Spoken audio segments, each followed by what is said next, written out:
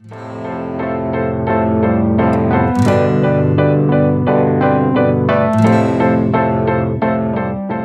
what's up guys? Pallav here from nothingwire.com, and today we have the brand new Samsung Gear Fit 2. We already did an unboxing and had a first look at this device. This is the full review of this smart band, or as Samsung calls it, smart fitness band. This one costs just under 14,000 here in India, and that's the box. I'm not gonna go too deep into the unboxing here. We already did that. You can check that out. We have the large size. You also get the smaller size. So those are some of the quick specs over here. And let's quickly go ahead and open this. This, by the way, comes in three colors. We have the black one. You also get it in purple and blue. I love the purple color actually. So this is how it looks. We'll come back to the band in just a bit. Here you'll find the charger and then the manual. So that's about the content of the box really. So that is our Gear Fit 2, and see the difference between the Gear Fit 2 and the Gear Fit 1. The Gear Fit 1 has been my favorite for so long, and now Gear Fit 2 is also you can say a faithful successor, and it carries much of the ergonomic mainly from the Gear Fit 1. I absolutely love the shape that kind of fits nicely into my wrist, and it does not hurt. It goes around like a band, but it's actually a smartwatch, if you will. So you can see that the chrome lining is clearly missing here. It's simplistic, it's more streamlined. It's also slightly wider than the Gear Fit 1. Here the process of removing the strap are different. The whole thing could go off, but here actually you go on and you pull this thing apart, and it's real difficult. Pull this thing apart and then pull this thing towards you, and it comes out. It needs a bit of practice. You just press this and pull this out, and to attach this again, press this and pull this off and hope that it goes and sits into place. So that also makes it tougher to come out actually, which is good. The Gear Fit ones strap would come out really easily upon impact, and this part might fall off somewhere, but not here, not in case of the Gear Fit 2. That's what I like. So this is plastic, all right. This serrated inside will ensure that the sweat does not get retained on your wrist. You have the charging point there, you have your heart rate monitors, and then some of the other sensors over there. And there you see it says it's the large band. You also get the smaller band.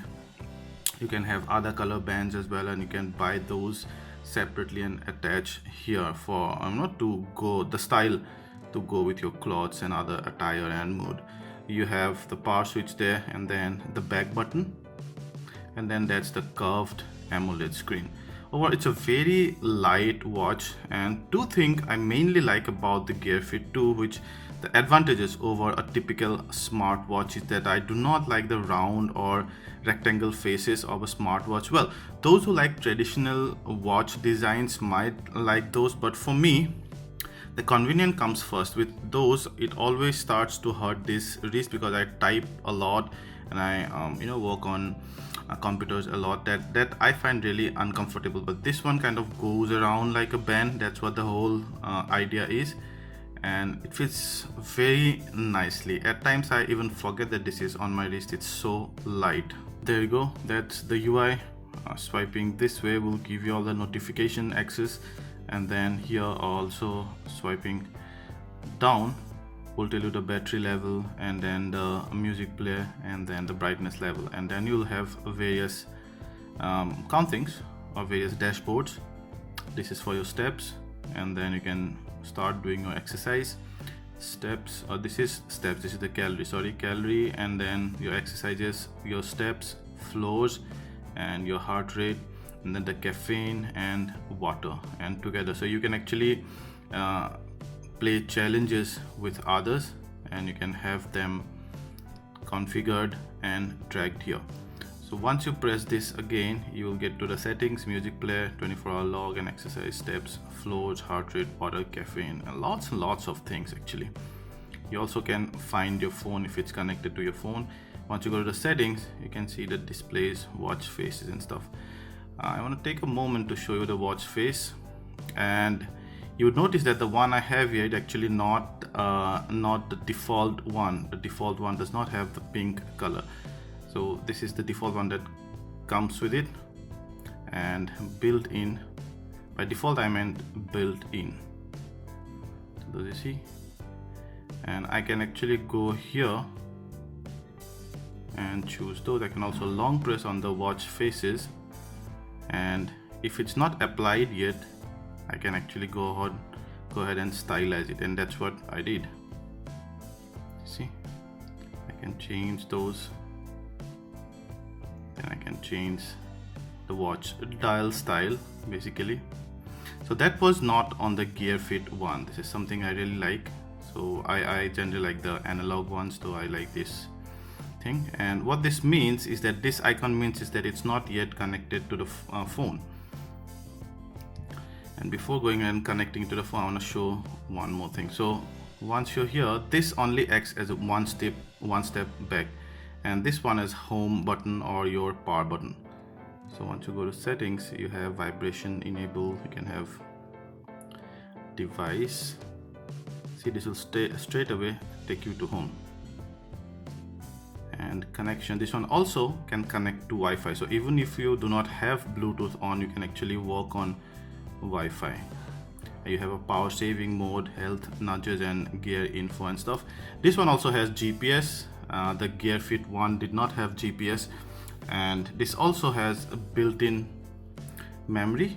Now let's go ahead and connect it to my Galaxy Note. Connecting this one is a breeze. Just make sure that you have the Bluetooth on, and then I have two gears connected. One is the icon and one is this one. So once you select the Gear Fit 2, if you have more than one gear, there is, so it's gonna start connecting, and then see, it's already connected, it says. And then you can also, you know, customize multiple things from here. You can change your watch faces from here. You can decide the notification and how they trouble you, that is apps layout, and then send music to gear. See, you quickly send your music to gear, and then you can play those music via your Bluetooth earphones or headphones without using the phone. And that's the whole idea behind Gear Fit 2. Actually, you're not supposed to need your phone all the time. The GPS is built in, the music player is built in, and of course it can store all the data of your fitness and other activities, so that you do not necessarily carry your phone and be connected to this all the time. It can have all tracked and stored, and then whenever you get time, sync them with your app, in this case as Health. Now let's talk about some of the performance things. First of all, the battery life, which always been a concern with the smart watches. There you see the icon here, by the way, appeared because this is now connected to the phone.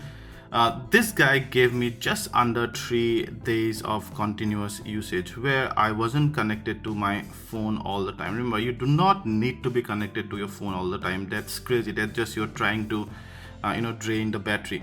I'll only connect to the device maybe twice a day or thrice a day to sync the data, and that usually is good enough for me. And if you use it that way, you'll get well within 3 days of at least the business hours time. In fact, more than that, because I was sleeping with this as well. Although this does not auto calculate the sleep time, but then it somehow tracks that this time you would want to sleep, and then it's mainly the S Health actually, and then it asks you whether you were asleep at that time, and it tells you to give a rating.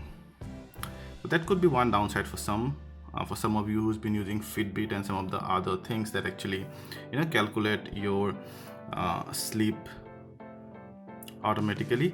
Here you can go and you can choose the activity type: running, walking, hiking, cycling, step machine. One thing I haven't found yet with a lot of smart watches, and which I think would be a little difficult, is how you do a mix. Let's say a cardio. In cardio, for example, you do treadmill plus lunges, you do crunches for cores, squats, pilates. For example, if you do a core exercise in generally when you go to gym, you do a mix of these exercises, and it's really inconvenient to stop and count them before you do each exercises. So if somehow the watch can actually detect all this, can detect, but you really need to give it some time, at least I think more than 5 minutes, and by that time you might be halfway over that exercise. That's one thing. But overall, the tracking is fairly accurate. It could actually detect my steps very accurately, and even more accurately than some others like Fitbit and even Apple Watch actually. But what it does not have here, and I would have liked it to have a feature of the Fitbit, is where you could cancel out a particular activity forever. For example, I was going in this bus and it actually calculated that as me riding a bike. That's okay, even the Fitbit did so, but then I could actually go to the online Fitbit dashboard and I could cancel that particular activity forever. So after that, it never counted that activity. Here I have to actually go and I have to cancel each of those in S Health, and it would count again the next time I do. So I could not cancel that particular activity forever. However, there are lots of advantages over Fitbit. Number one is the look. The look is absolutely killing. It's a sexy look. Number two is it's got an always on display. There you see, so once it switches off, it gets an always on display. So even others, or even when you're not exactly moving your wrist towards you in that particular motion where that motion sensor wakes up the clock, you could actually see the always on feature here, and it degrades the battery life. Eats the battery life, but eats it very less because it's an AMOLED screen, so only those pixels light up. With some of the other smart watches, it goes dark like this, and only when you move it towards yourself you'll see the watch. So then overall, the Gear Fit 1 has been my favorite smartwatch, and the Gear 2, I'll start wearing the Gear 2 now. In between, I've started using the Fitbit a bit, but then Fitbit a bit. Nice rhyme. But then I'll again start using the Gear Fit 2 here. I'll never go to the traditional smartwatches because of that large watch faces. I don't like them. These are better. These are more ergonomic for me. These are lighter, more convenient for me, and nice material and overall. So overall, the Gear Fit 2 is absolutely recommended. If you like this video, please hit the like button, ask anything related to this, and we'll try to answer them all. And please subscribe to our channel and share this video to share the love. Thank you.